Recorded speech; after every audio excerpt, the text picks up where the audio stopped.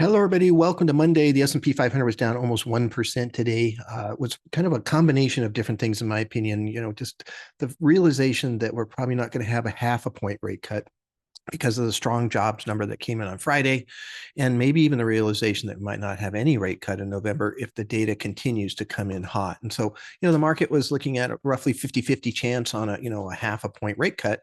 And so it's going to start to factor that in and build that into the price. And then, if it drops down, then price is going to come back down based on that factor. So, that's going on. That's not a bad thing. That won't be a big drop type situation. That's just, hey, the economy's too good for that kind of rate cut potentially, which is again not a bad thing. And matter of fact, it seems like more and more, we got this, hard landing where you have a hard recession, a soft landing where you have a recession you probably didn't even know happened, and then you have a no landing, which is no recession.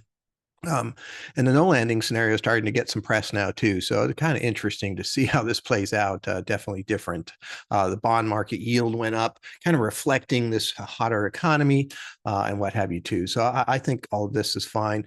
The Middle East jitters are continuing. You can see that in the price of oil continues to kind of react to what's happening there. To me, that is the big threat there.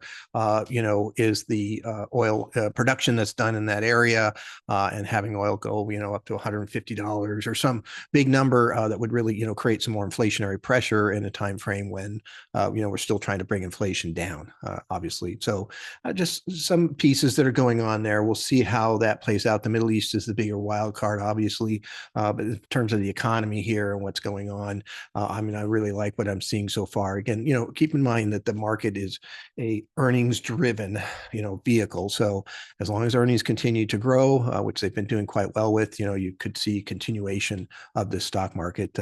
Let's wait until after the election before, we hopefully we'll see some, better gains than we're getting now. I'm very happy with what it's doing right now. It's just kind of churning along at a good, place altogether, with no big drops, no big gains, just kind of waiting, which is fine. Hopefully, we get another breakthrough. Then that area that we spent churning becomes support again. We have a big chunk of support from this summer that we broke through already that we're still above. Not a bad day in the end. It'll be okay. Rather see it go up 1% every day, but at some point in time, if you do that, you'll end up with a big pullback. So this keeps the big pullbacks from happening. Just let some of the pressure off once in a while. So look forward to seeing what's going to happen tomorrow. Thank you very much.